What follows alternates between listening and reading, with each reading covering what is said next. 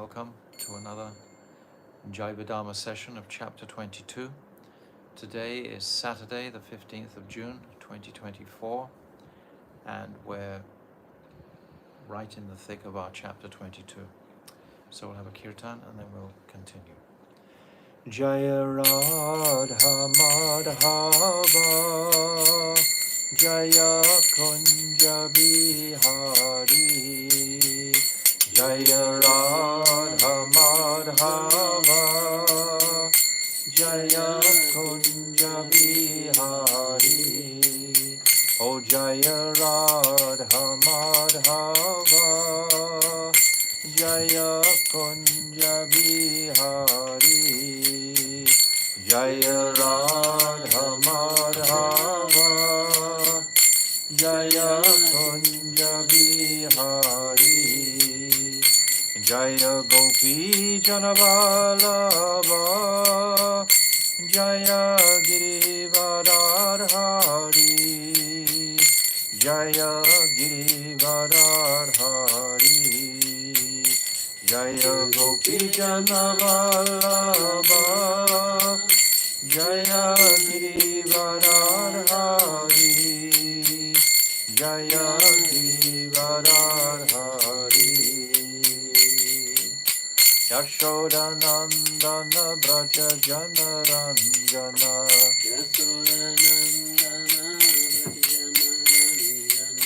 Yashodanandana Braja Janaranjana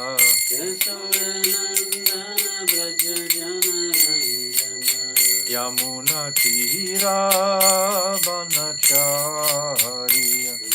Tira Banachari Yamuna Tira Banachari Yamuna Tira Banachari O Jaya Radha Madhava Jaya Kunja Bihari Jaya Radha Madhava Jaya Kunja Bihari O Jaya Radha Madhava Jaya Kunja Bihari Jaya Radha Madhava Jaya Kunja Bihari Hare Krishna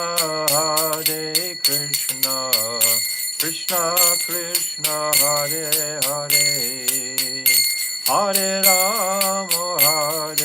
Ramo Ramo Ramo Hare Hare Hare Krishna Krishna Krishna Hare Hare Hare Ramo Ramo Ramo Hare Hare Oh Hare Krishna Krishna Krishna Hare Hare Hare Ramo Ramo Ramo Hare Hare Hare Krishna Krishna Krishna Hare Hare Hare Ramo Ramo Ramo Hare Hare Oh Hare Krishna Krishna Krishna Hare Hare Hare Ramo Ramo Ramo Hare Hare Hare Krishna Hare Hare Hare Ramo Ramo Ramo Hare Hare Oh Hare Krishna Krishna Krishna Hare Hare Hare Ramo Ramo Ramo Hare Hare Hare Krishna Krishna Krishna Hare Hare Hare Rama Rama Rama Hare Hare Hare Krishna Krishna Krishna Hare Hare Hare Rama Rama Rama Hare Hare Hare Krishna Krishna Krishna Hare Hare Hare Rama Rama Rama Hare Hare Oh Hare Krishna Krishna Krishna Hare Hare Hare Rama Rama Rama Hare Hare Hare Krishna Krishna Krishna Hare Hare Hare Rama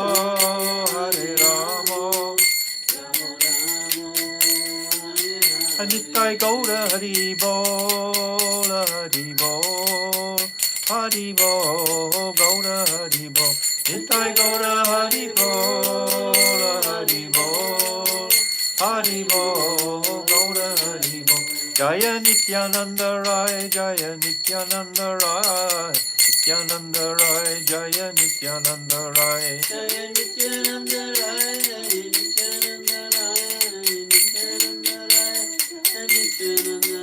Jaya Sachinandan Jaya Gaura Hari Sachinandan Jaya Gaura Hari Jaya Sachinandan Jaya Gaura Hari Sachinandan Jaya Gaura Hari Jaya Radha Madana Mohan Radha Madana Mohan Radhe Radha Madana Mohan Radha Madana Mohan Radhe Jaya Radhe Jaya Radhe Jaya Radhe Jaya Shri Radhe Radhe Jaya Radhe Oh Radhe Radhe Radhe Radhe Radhe Radhe Radhe Radhe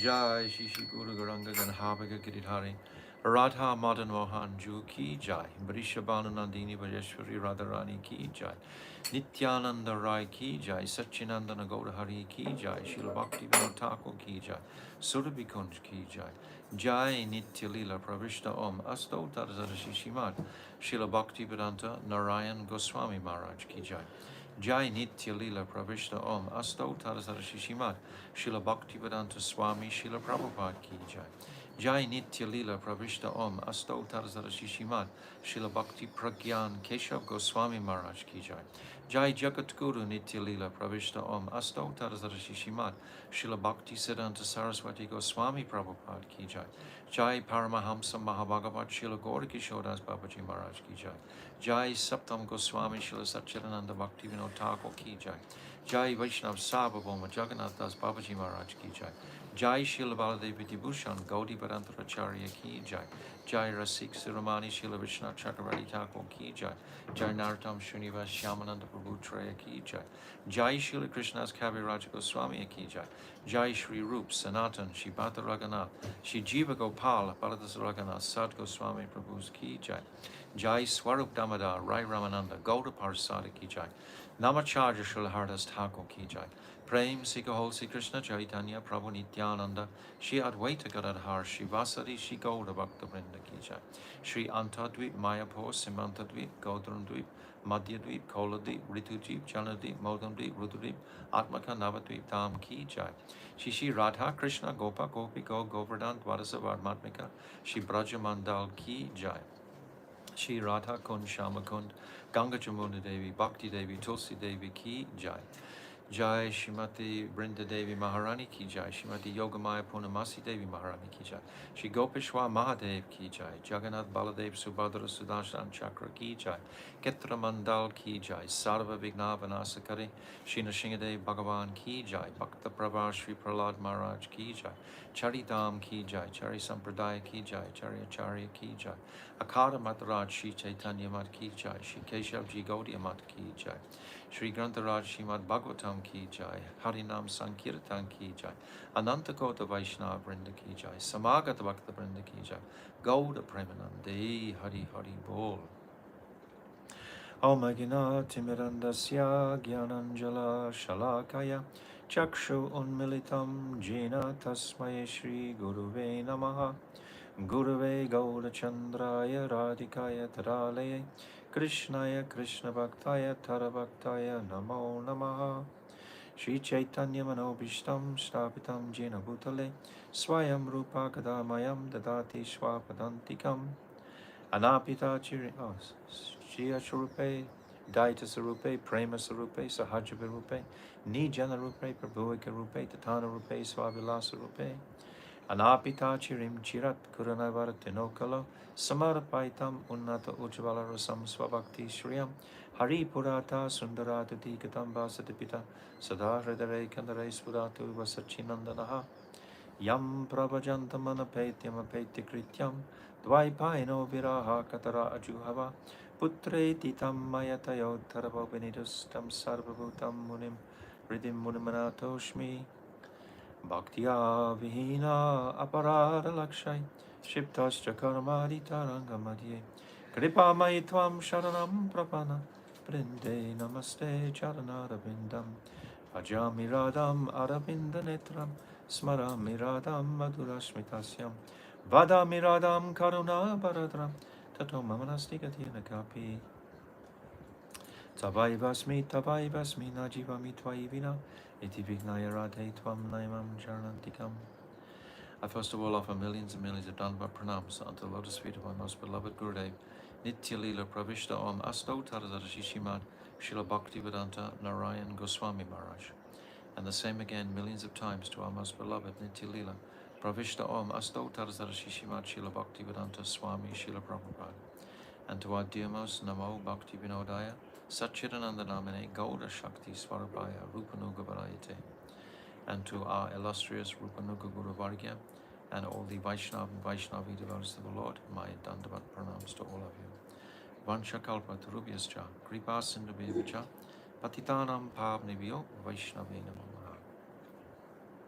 So continuing with our reading, the devotee who was reading yesterday got heat stroke, sunstroke, so he's out of service for today, so I'm going to attempt to read.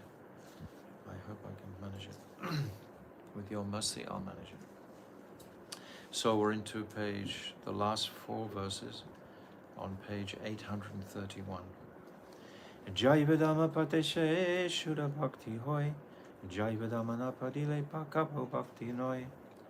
One who reads Jaiva Dhamma with faithful deliberation will attain Shuddha Bhakti, but one who does not read Jaiva Dhamma can never attain Bhakti. We've explained so many times that because Jaiva Dhamma is the essence of all the collection of all Shastras known to man, all the Amnaya is here within this Jaiva Dhamma, this compilation. It's such a small, insignificant book, it seems, but actually it's very, very heavy.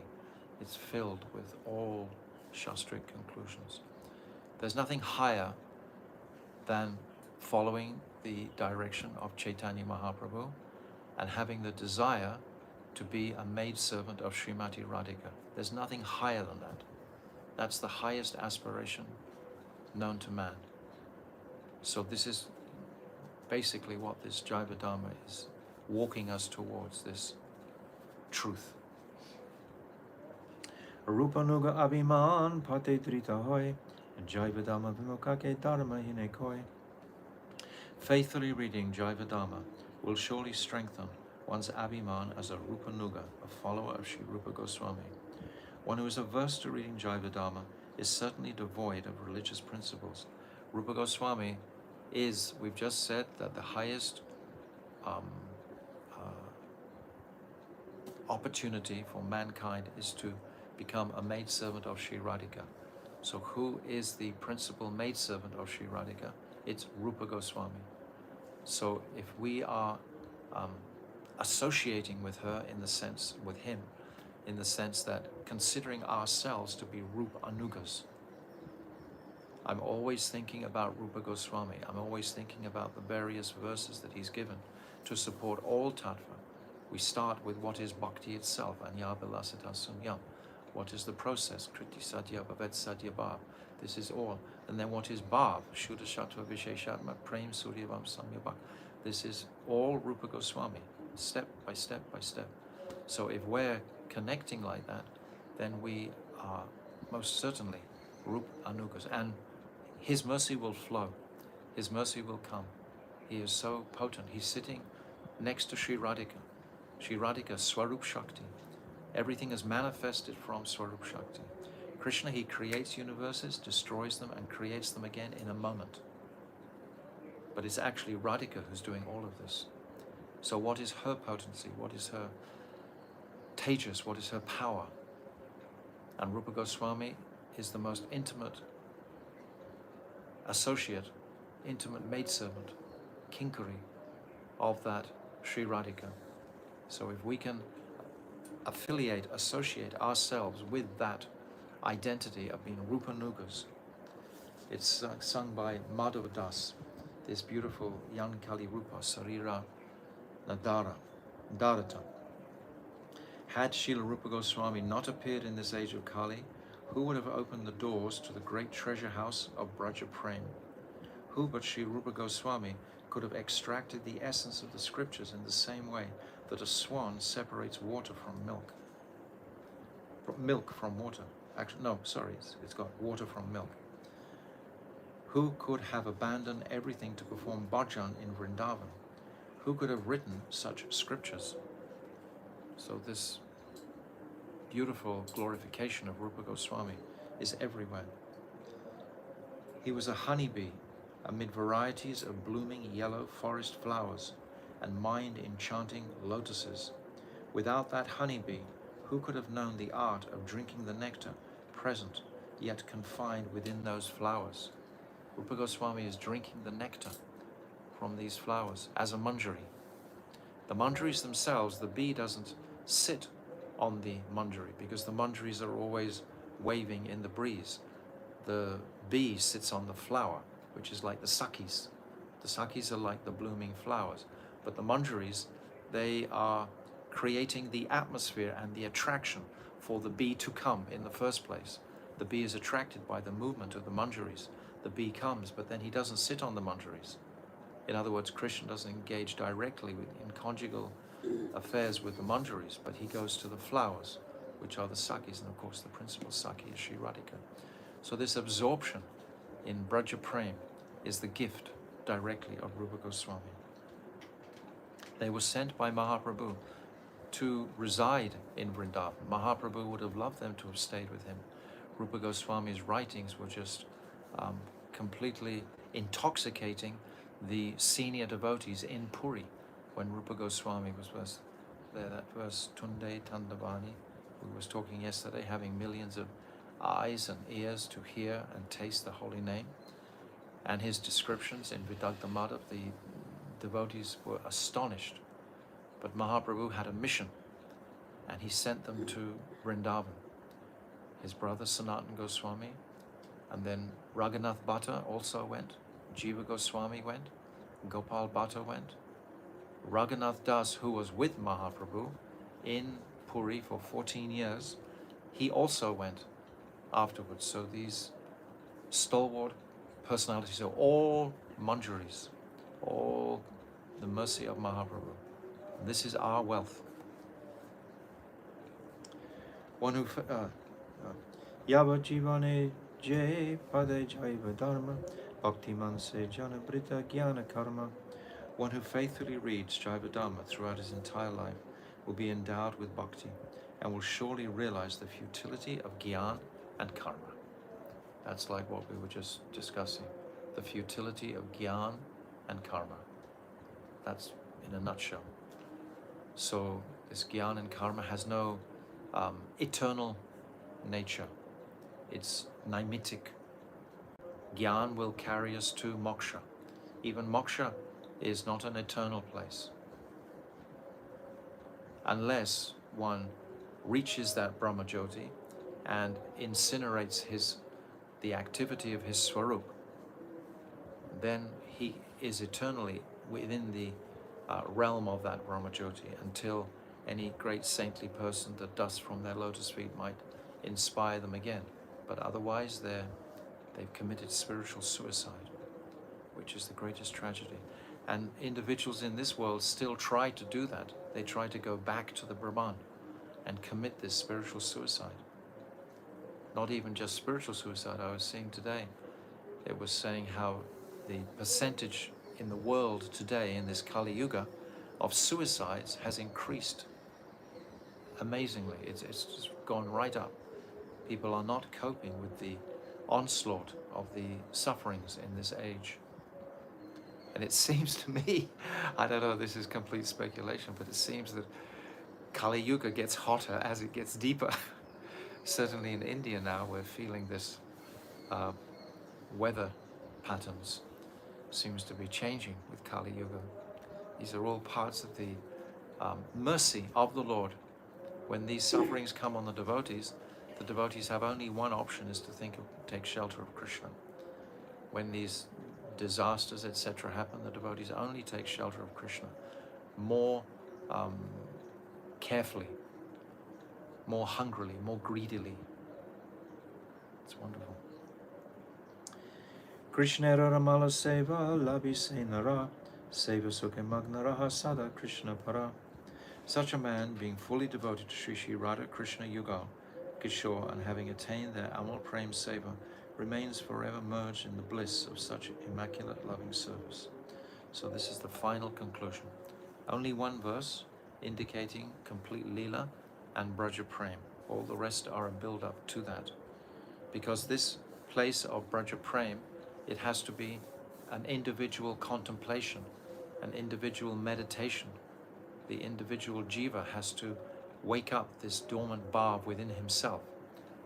Bhaktivinoda Thakur will chalk out the road, so to speak. Vishnu Chakravarti Thakur does the same in Madhurya Kadambini. But we have to walk the road. Just like a child, the parents can make all the parameters for the child to walk. They can put cushions and so on when the baby's young. But it's the child itself that has to do the walking. Nobody can walk for us. Nobody. Sometimes we like to run into sort of babyhood, so to speak, helplessness. If a feeling of hopelessness comes, we start to feel helpless entirely. But that's not going to solve the dilemma. There's a verse in the 11th canto, and Krishna is speaking to Uddhav. I'll post it afterwards, and it's saying that even if one cries and shouts and so on, it doesn't alter the effect of the situation. Crying and shouting is not going to change anything. So our various lamentations we might experience in this age, and we start, we can be really lamenting about that. They don't actually have any effect at all. But if we know the path, if we know the trail, which is what Jaiva Dharma is teaching us, then we can walk confidently on this path. So now we come to chapter 22 on page 513. So this is the commencement of Prayojan Tattva. So this is in the final steps of this Dasmula. We've read Dasmula A and 10A and 10B. So now where Babaji has just described every single word in the beautiful verse Shantya Avyakta Kalatva Virakti Manasunyata Ashabanda Samutkanta Namagana Sadaruchi Tad Ashaktis Tat Gunakine Tad Vishate stale priti. This verse describing the symptoms of bhav. It's a beginning, it's a start to realize these symptoms. Try to learn from this, feel detached in as much as possible in our worldly situations. Be free from pride as much as is possible, and be bound by hope. This Ashabandha is beautiful, to be bound by hope. And always look for this utkanta, this enthusiasm, unbounded enthusiasm. It's the same in Upadeshamrita we've been speaking. This third verse, utsaha nischayat daryat. Same principle Rupa Goswami is giving. So these are the qualities we want to take seriously into our lives. Fall in love with the different pastime places of the Lord, and have the greatest respect for Krishna's Vaishnavas, the Vaishnava devotees of the Lord. So all of these 9 symptoms we can begin to appreciate in our lives in a practical daily way, and then they will become a part of our being, without a doubt. So at the top of page 513, Brajanath asks the question, should we understand that rati towards Krishna has arisen in every individual in whom we observe this kind of emotion? So Babaji has been explaining the different emotions, or these stages of bhav. So now,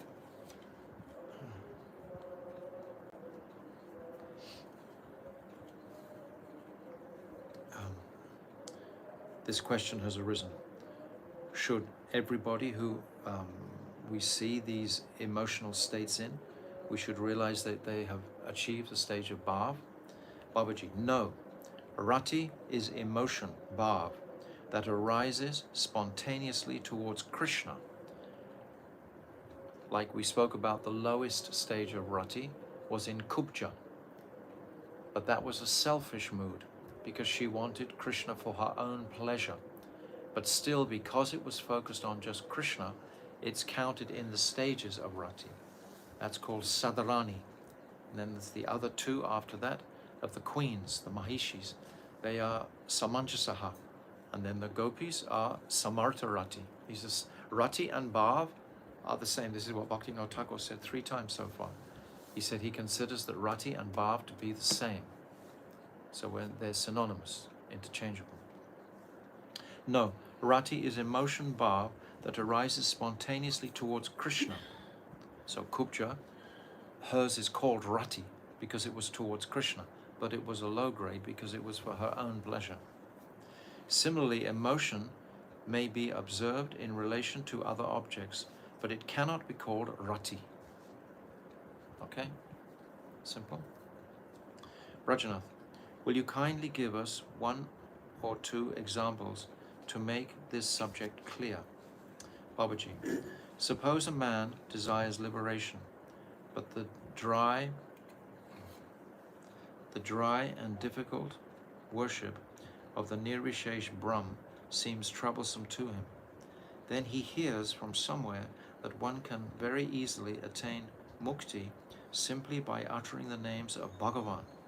For example, Ajamil obtained mukti easily by uttering the name of Narayan. When the man hears this, he becomes overjoyed.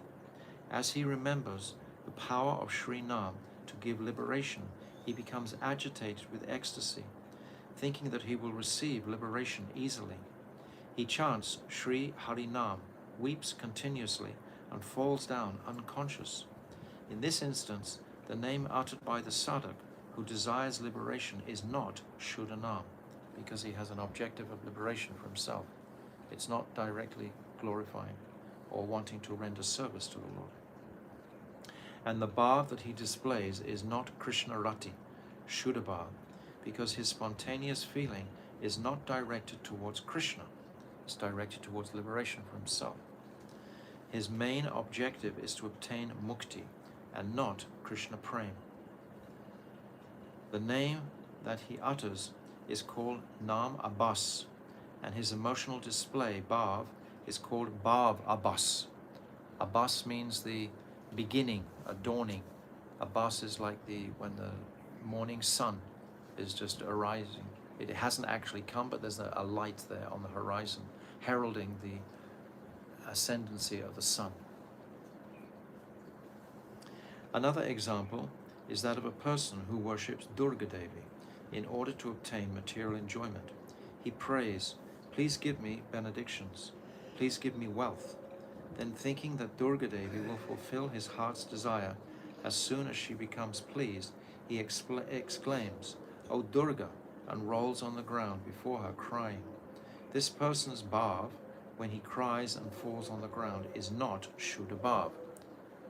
These are all quite ordinary, simple examples. It is sometimes described as bhav abas, and sometimes as false or impure emotion, kubhav. Kubhav is someone's just showing off, so to speak, trying to impress. Bhav cannot arise unless one performs unadulterated worship of Krishna, Shuddha Krishna bhajan. Bhav is known as kubhav or bhav abas if it arises from a desire for material enjoyment, bhoga, or liberation, moksha, even if it is related to Krishna. Even if it's related to Krishna. There's the pastime of one snake charmer, Haridas Thakur, a great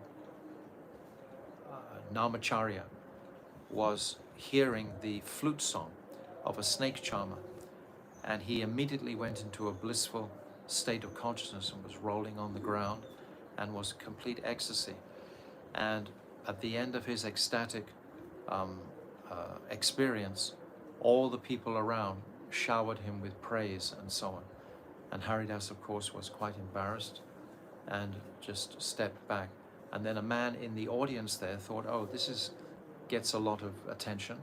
I'll do the same." So when the snake charmer started to play his flute again, this man was putting on a fake display.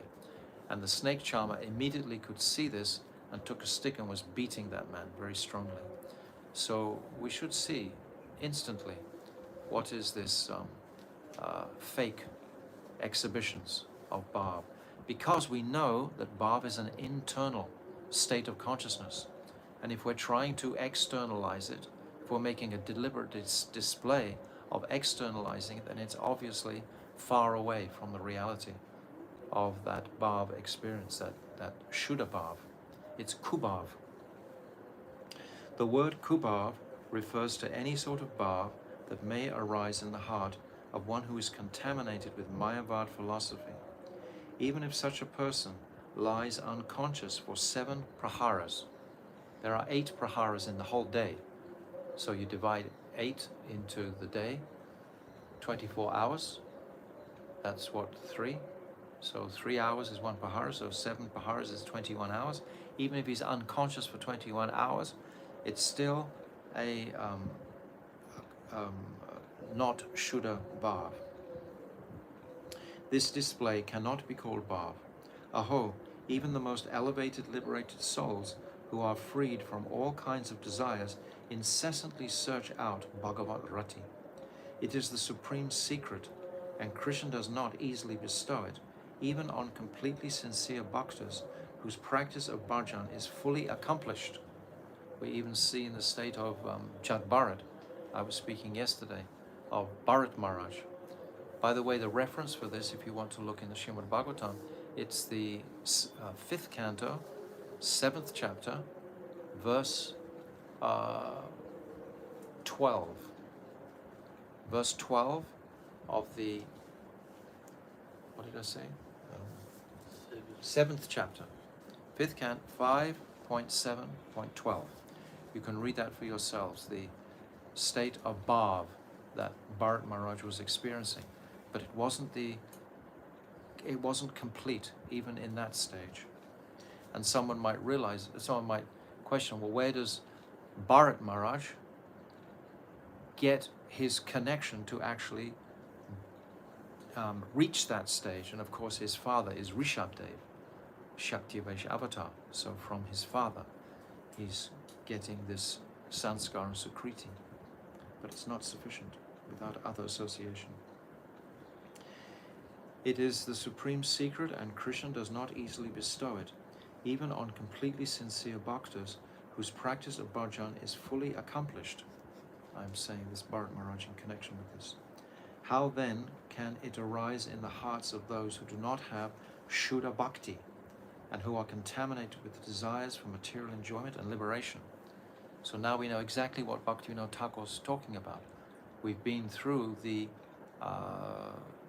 19th chapter. What is Shuddha Bhakti? We know what is Shuddha Bhakti. And we know what is Vaidhi Bhakti. We know the Angas of Bhakti. We've come through each place like this. So when we're reading this, we're reading with an educated understanding of what Bhaktivinoda Thakur is saying. He's brought us to this far. It's like in a classroom when you're going through the different stages and so on. You put all your previous experience together and you come to the final point of explaining something with the fund of knowledge. Your educated nature is already complete to a certain degree. Do you understand what I'm saying? I don't know how to prescribe it. And who are contaminated with desires for material enjoyment and liberation. So it's either karma or gyan. Material enjoyment means karma, and liberation means moksha or gyan. Brajanath. Prabhu, it is often observed that when those who desire material enjoyment and liberation perform Harinam Sankirtan, they manifest the bodily symptoms of bhav that you have described. How is this to be understood? These are all pertinent questions. Babaji, only foolish people are astonished to see the external symptoms of bhav in such people. Those who understand bhav tattva properly call this sort of bhav the semblance of ratyabhas, and they remain far away from it. So Bhaktivinoda Thakur is appreciating our inherent nature with this vipralipsa, this cheating propensity that we all have. You can't cheat this, because somebody, especially in Kali Yuga, may be so addicted to deception, etc., and trying to cheat even these higher stages, even to himself. This is tragic. Vijay, how many kinds of ratyabhas are there? Babaji, there are two kinds of ratyabhas: reflected ratyabhas, pratibimba ratyabhas, and shadow ratyabhas, chaya ratyabhas. We can understand this by the example of a tree. A tree, if it's on the bank of a lake, it's reflected into the lake like a mirror. And the tree is not directly connected with the reflection, is it? The tree is on the bank, the reflection's in the water. It's not directly connected. But if we have a shadow of the tree, chaya, the shadow is directly connected. So the shadow is more prominent, is superior to the pratibimba. We're going to talk about this a lot in the next chapters on Nam Tattva.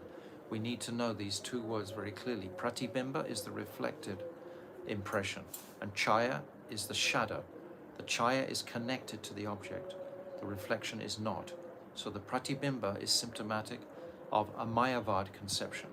It's not symptomatic of actually the sincere connection of wanting to render service to the object, whereas chaya is connected to the object. You understand? I still struggle with this analogy. How can you? So simple. What's a reflection? Is a reflection connected with the object? I struggle with understanding. Is a reflection? I don't know, I struggle with if you look in the mirror, now listen to me. If you look in the mirror, are you connected with the image in the mirror? Is there a direct, tangible connection? There's only a reflection, and the reflection is called pratibimba. But if you look at your shadow is directly a part of you. It's direct. Look, I'm looking at my shadow. It's directly a part of me. Chaya, shadow. So what's the struggle? The shadow is more connected than the reflection is not connected at all. It's also like him. For me, reflection more closer. How can it be? No, a reflection is not close. It's not possible to be close. because reflection, even color can, many details can open. But a shadow only, Darkness. yes, But only the shadow, form. no, but It's the to do no, with connectivity. no, you haven't got the right understanding. Not- Listen, the reflection is distant from the object. It's the distance that's important. If you're considering those details that you just described, they're not relevant. It's the distance between you and the object. And the shadow is right next to the object. So the shadow is close to the object. It's close to Krishna, in other words. The shadow is close to Krishna. Closer. This whole material universe is a reflection of the spiritual universe. We can't say this reflection is closer to Krishna than the actual reality of the spiritual world. So they're analogies, but it's not hitting. Huh? They are analogies, but it's not hitting me. Think about it. One day it will. And then you'll become to realize, Just hit me, Maharaj. so simple, so simple, so simple. Get your This is standard. this is from Shastra. Pratibimba is mentioned many times. Pratibimba is the reflection, and chaya is connected to the object. Something that's connected to the object has much more, is much more superior than something that is reflected, because it's distant. The reflection is far away. We are far away from the spiritual world. This is reflected into this material world. It's actually, it's a perverted reflection. Everything is upside down. If you look in the mirror, for example, you're not even getting a real reflection. You're getting a perverted reflection. You look at your right hand in the mirror, and it's on the left, actually. And everything is all around the other way. So it's not even correct. It's not even true. Anyway, you sit on it. It's very simple. I'll send this. We've got a diagram somewhere. I'll send it to you. I thought this was really simple, but some people, intellectuals, can't We're terrible. fathom it. You know, Terrible. people who think too much can't fathom it. People who don't think so much, we can fathom it. Yeah. Simple people can fathom it. Only foolish people are astonished to see the external symptoms of bhav in such people. Where did I get Where to? are we? No, two kinds. People who desire liberation. Oh, here we go. Babaji, people who desire liberation think that one can only obtain mukti through brahmagyan, right? But the spiritual discipline of brahmagyan is difficult and troublesome. Some of them come to understand that mukti may be achieved simply by performing harinam. So many. I know many devotees who are seeking liberation by chanting harinam. They're not seeking close seva to the Lord to begin with. But hopefully by the association and by the practice, that material desire will be purified to become a spiritual focus of wanting to render this amal prem seva to Krishna. But to begin with, I've said this many times, we all want to, if you're being pricked by a needle, you want to get away from it. And that is liberation. You want to get away from the suffering. So we come to devotional service because we want to become freed from the suffering.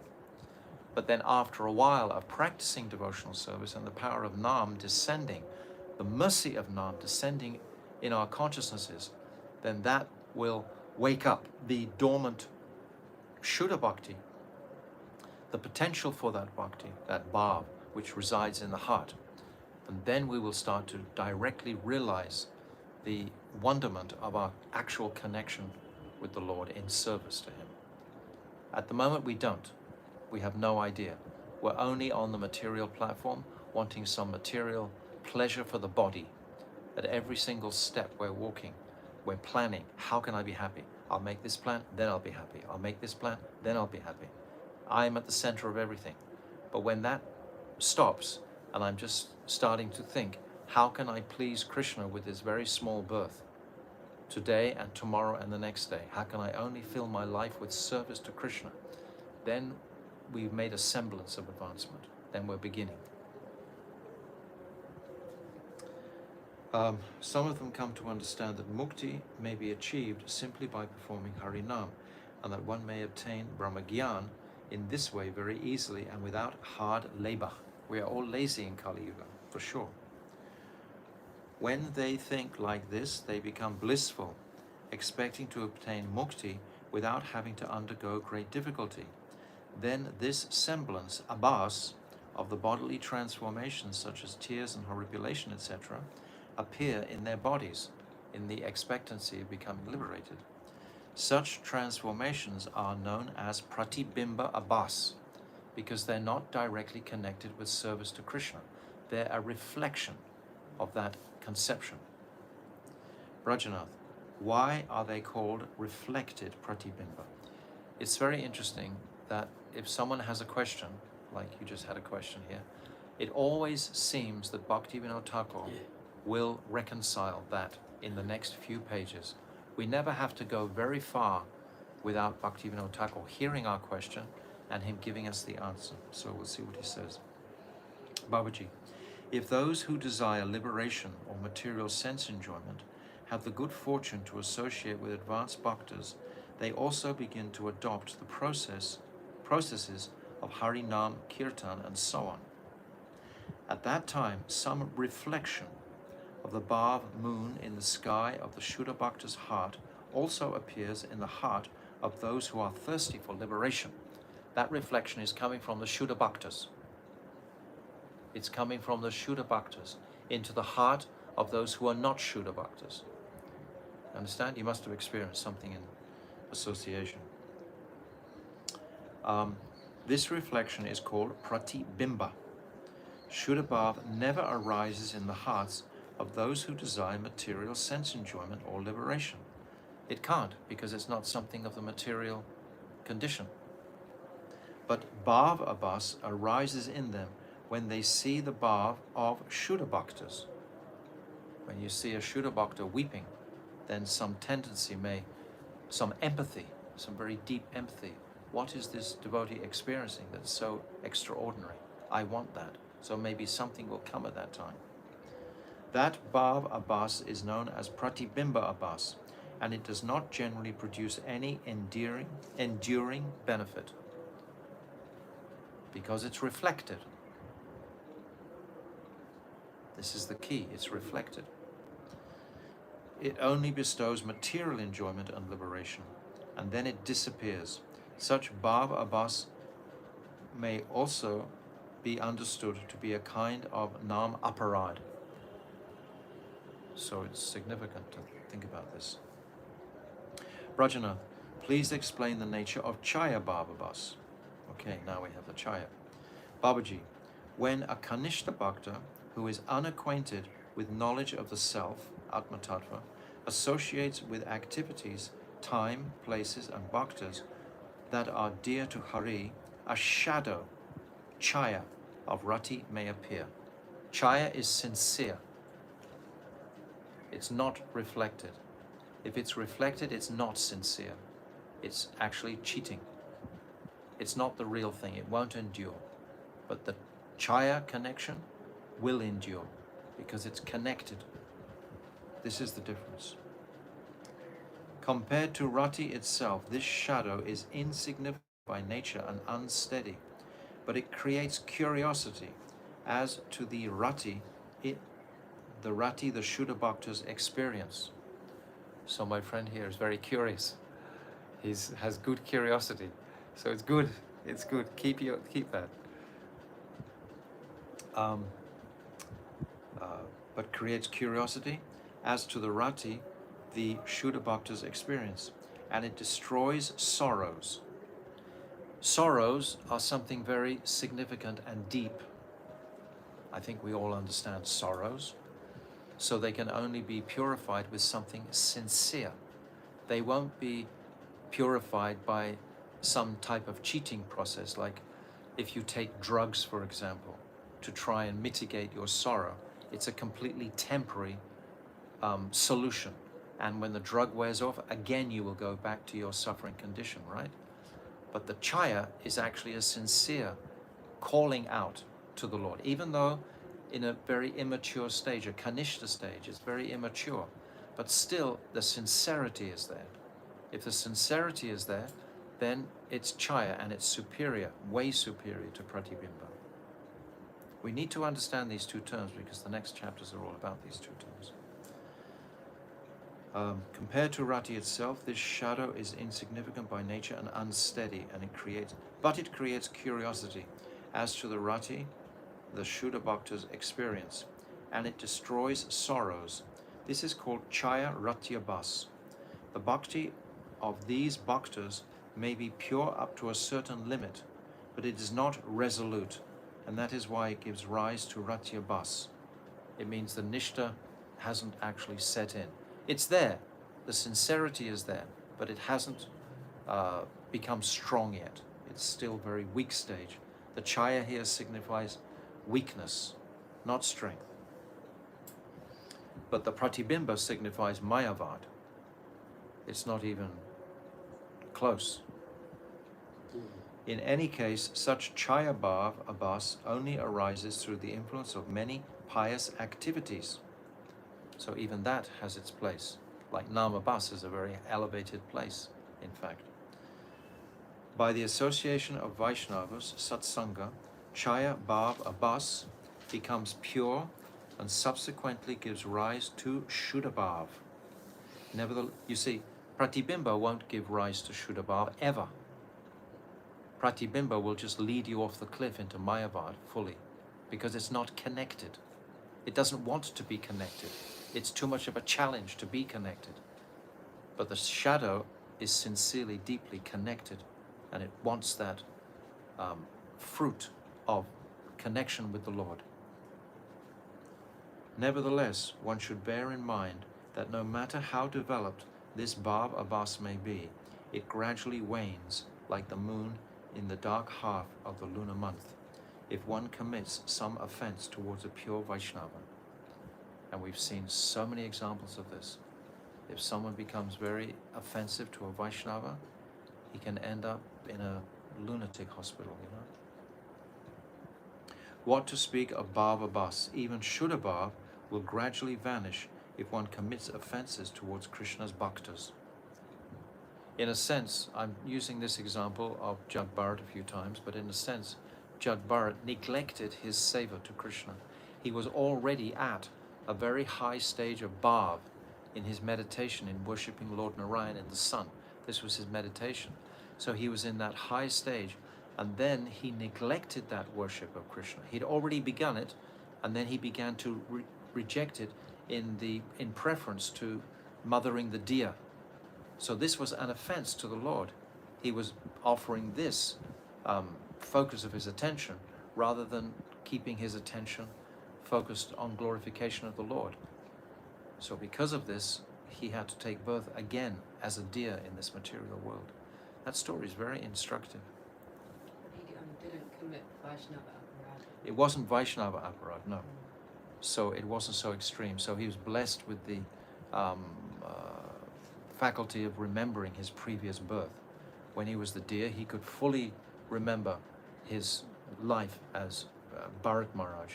And even in his next birth as Jad Bharat, he fully remembered his previous births. Because he certainly was not Vaishnava aparadha. No, very good point.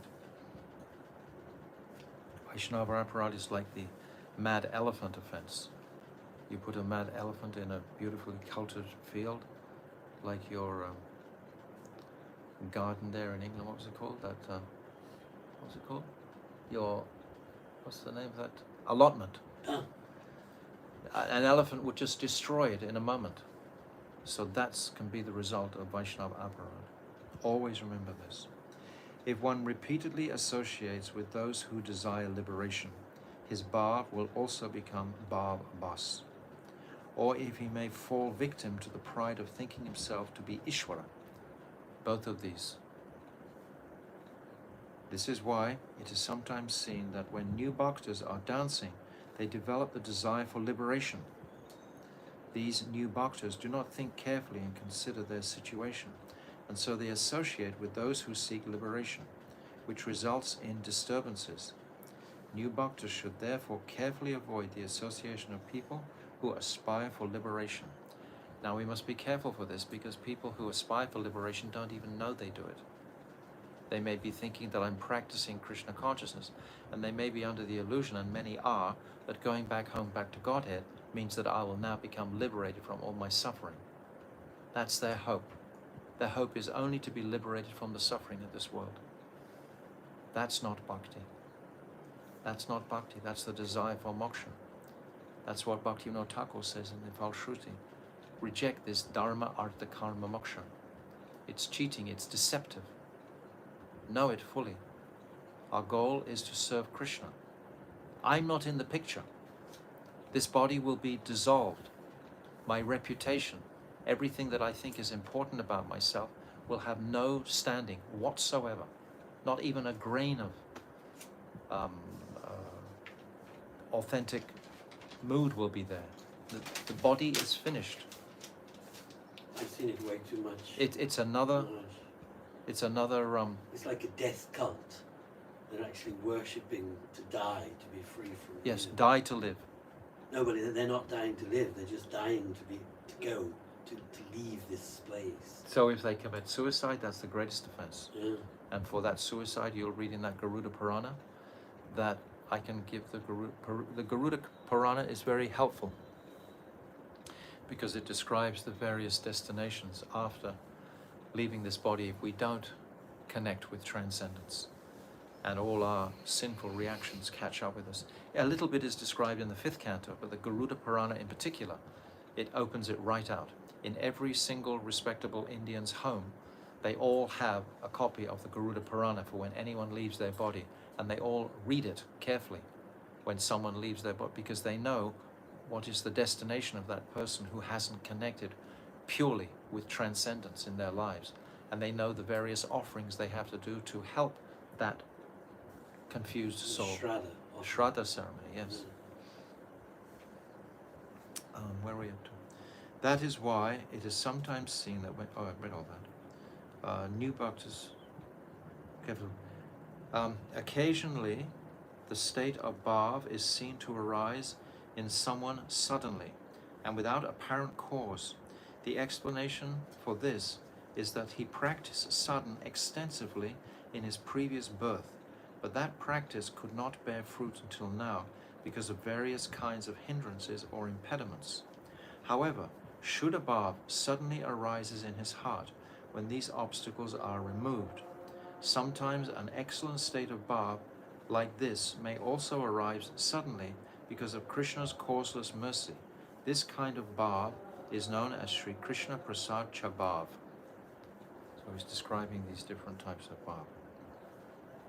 One should not criticize a person in whom true bhav has manifested, even though one may observe some slight fault in his behavior. For once bhav has arisen, the sadhak becomes completely successful in all his endeavors. Under such circumstances, it is not possible for him to behave sinfully, but if any sinful behavior is sometimes observed, it should be understood in one of two ways. The Mahapurush Bhakta may have performed some sinful activity by force of circumstances, but he cannot possibly remain in that condition permanently. This is very important. What's that Bhagavad Gita verse?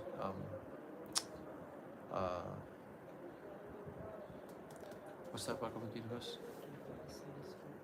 My dividing it appears. Yeah, no, the one before that? That's correct. Just forgotten the verse. Read the verse quickly. Apichet Sudaracharo. This verse. It'll be described.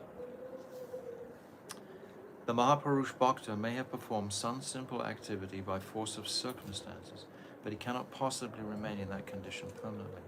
Alternatively, and there's a way to actually judge this, because we've experienced firsthand very senior devotees falling down.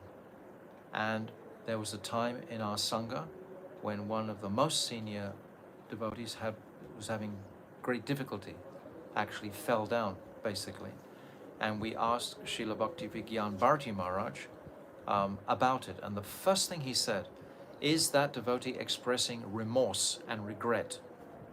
If that devotee is sincerely regretting his sinful action, then he can be forgiven very easily and embraced again in the community. But what we have seen so many times is that devotee doesn't want to own up to his transgression, and therefore he can never actually be purified of it. It'll happen again and again and again without the regret and remorse. If someone is feeling regretful and remorseful, you will naturally embrace them and want to encourage them on the path. But if someone is arrogantly saying, no, it wasn't my fault, this happened and that happened, even though they are responsible for it, but then they can never be purified of the transgression. It's very simple. But regret and remorse must be there. This is what Srila Bhakti Vigyan Bharati Maharaj pointed out very clearly that time. Alternatively, some semblance of sin, part abhas, from his previous life has not been completely destroyed and is still present even after bhav has arisen in him, although it will be destroyed very soon. One should think like this and not pay any attention to the commonplace faults that may be seen in bhaktas, for it is nam aparad to do so, and the Shringa Purana forbids us to absorb our attention in such faults. Bhagavati cha harav ananyas ananyas cheta brista malino pi virajita manushya naki shasha kalosha shavai kadachit timira paro bhagavatam upatati chandraha. Just as the moon is never obscured by darkness, even though covered with black spots, similarly a person exclusively devoted to Sri Hari remains glorious, though by appearances he may be wicked and depraved. Okay?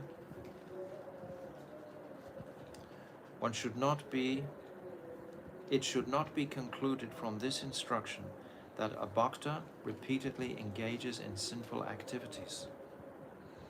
Once a bhakta has developed nishta in bhakti, he will have no inclination to sin further.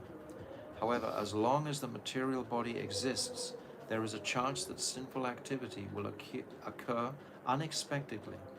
If a bhakta is exclusively devoted, the influence of his bhajan immediately burns to ashes all kinds of sins, just as a blazing fire easily consumes a small heap of cotton, and he becomes cautious not to become victimized by any sinful activity again. In other words, in any condition, even if you reach this stage of bhav, we still have to be cautious. And again, we come back to Bharat, the example of Bharat Maharaj. Even in that stage, he has to be vigilant to not being distracted.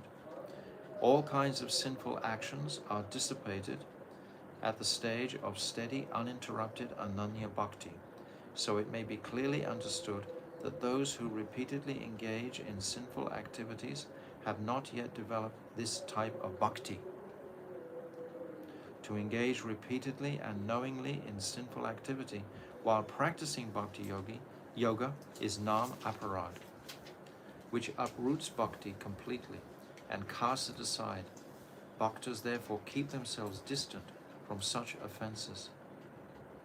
Rati is by nature restless, ashanti, warm, vigorous, and blissful, because it is perpetually full of increasing spiritual longing, abhilas. Although it produces warmth in the form of sanchari bhav, it is more cooling than millions of moons, and it tastes as sweet as nectar.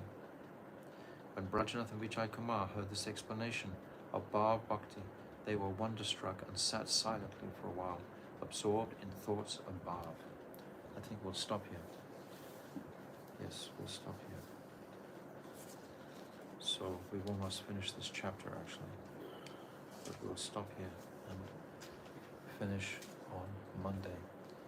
On Tuesday again, I have to go for another operation on the other eye, so I won't be here on Tuesday night or Wednesday night, but we'll conclude this chapter on Monday night and be ready for the Nam Tattva section on Thursday night. So Jaiva Dharma ki jai, Bhav Bhakti ki jai, be very cautious ki jai. This is what Bhaktivinoda Thakur is saying at the end of this Bhav chapter. Be very cautious. Those are his warnings to us all. Hare Krishna, Krishna Krishna, Hare Hare, Hare Rama, Rama Rama, Hare Hare, Hare Krishna, Krishna Krishna, Hare Hare, Hare Rama, Rama Rama, Hare Hare, Hare Krishna, Krishna Krishna, Hare Hare, Hare Rama, Rama Rama, Hare Gaura Hari Bol, Gaura Hari Bol, Nitai Gaura Hari Bol, Gaura Hari Bol, Go Premanandi, Srila Bhaktivinoda Thakur ki jai, Vancha Kalpatarubhyas cha, Kripa Sindhu cha, Patitanam Pavnimyo Vaishnavim Namo Namaha. Every time we come to the end of one chapter, I always want to start the whole chapter again and just go through it one more time, so we can also have that experience again.